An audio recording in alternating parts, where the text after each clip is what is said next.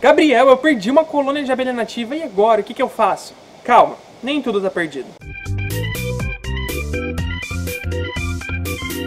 E aí, beleza que acompanha essa maratona, tudo bom com vocês? Hoje a gente já tá no quilômetro 12 da maratona. Como passar rápido, pessoal? Já é dia 14, a gente vai estar junto para encerrar essa maratona e seguir com novos estudos. E se você ainda não assistiu todas as aulas, corre que quando a maratona acabar, todo esse conteúdo irá para dentro do programa Abelhando 100% para os alunos abelhando, tudo bem?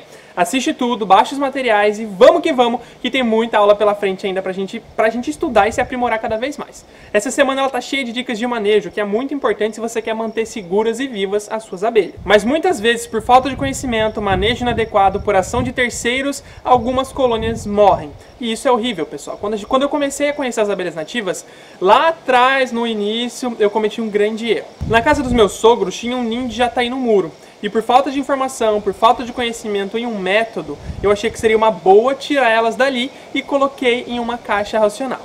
Mas deu tudo errado no processo. Pensa em uma transferência completamente errada, feita da forma errada. Foi a minha.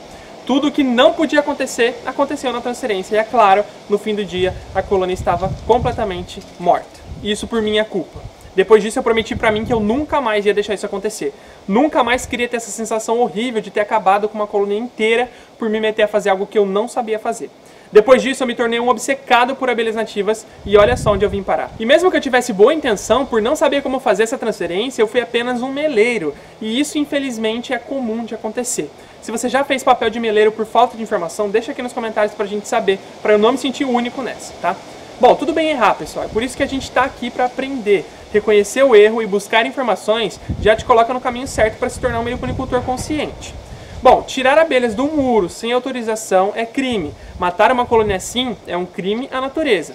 Então temos que considerar que a ignorância é um crime contra a nossa biodiversidade. Afinal, se todo mundo soubesse da importância das abelhas e o seu papel fundamental tanto na polinização quanto na preservação da biodiversidade, não teria tanta atividade predatória e tanta morte de abelhas no nosso país. Por isso que fazemos aqui é tão importante. Meu papel aqui é informar, ensinar e proteger. Da sua parte é aprender e compartilhar. Então compartilhe a maratona com seus amigos e seus grupos do WhatsApp, do Facebook, e assim você vai contribuir na proteção desse tesouro nacional que são as abelhas nativas.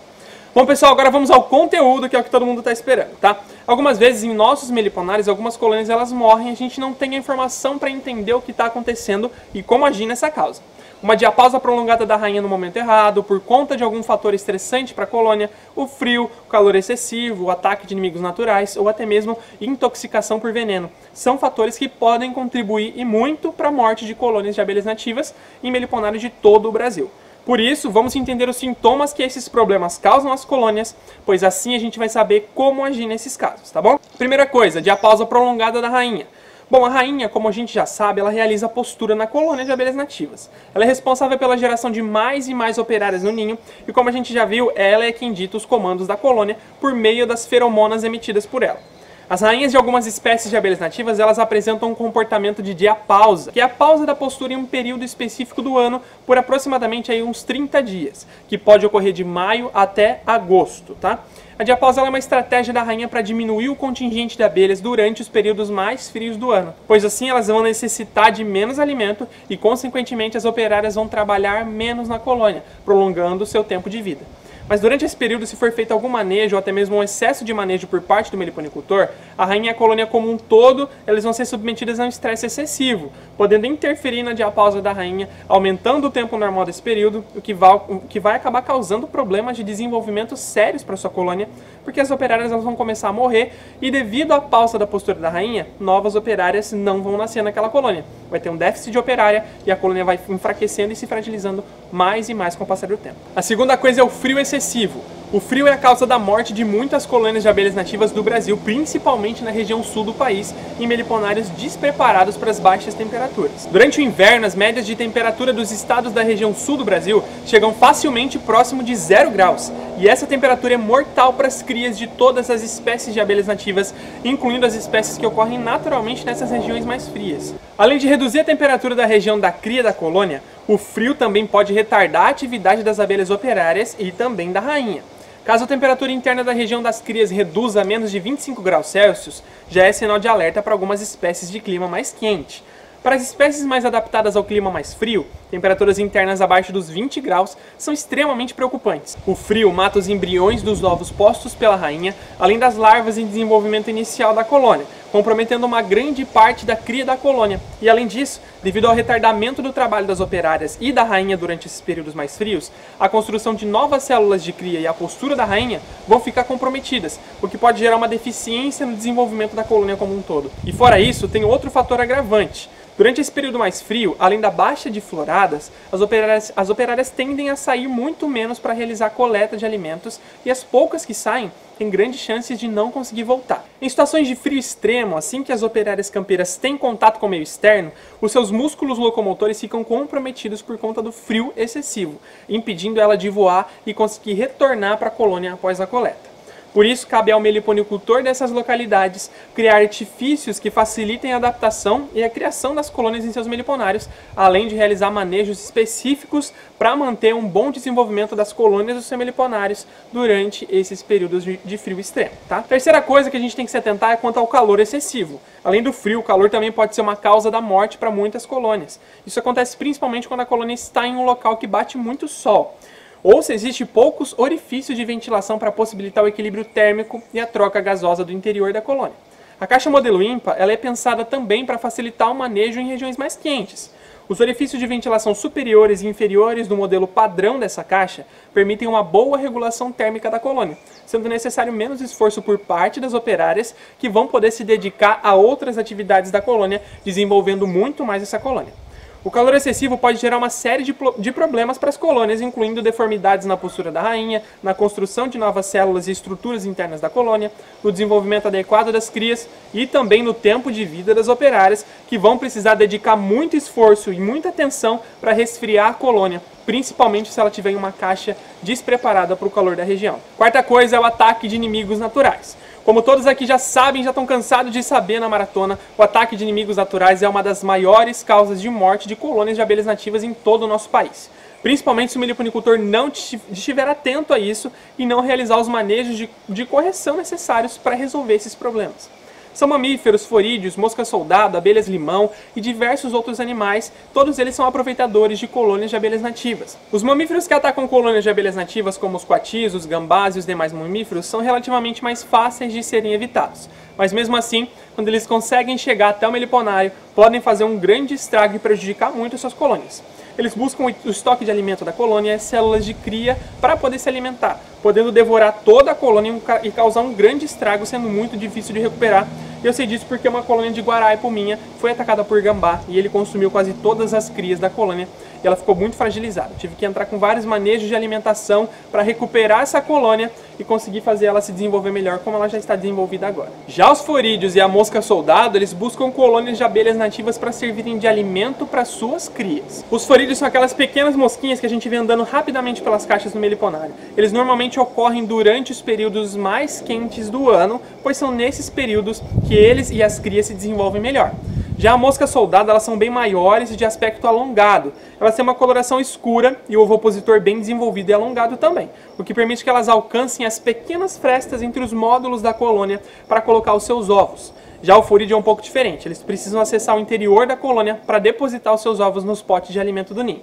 Esses animais eles buscam sempre substâncias fermentadas para botar os seus ovos, pois a digestão das suas larvas fica mais facilitada se a substância estiver fermentada. E o pólen e o mel de abelhas nativas, além de serem substâncias altamente nutritivas para as larvas desses animais, eles podem apresentar diferentes estágios de fermentação, o que facilita ainda mais o bom desenvolvimento das larvas desses inimigos naturais.